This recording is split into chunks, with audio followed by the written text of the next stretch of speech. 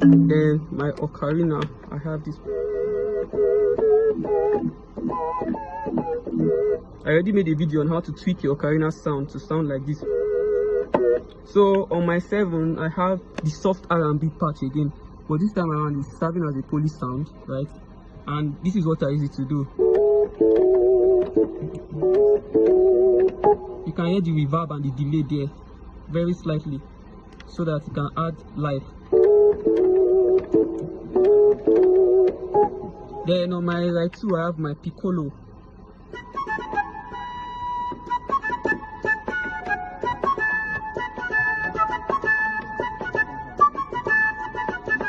Then on my 8, I have my saw synth patch. Right, so I have my vinyl.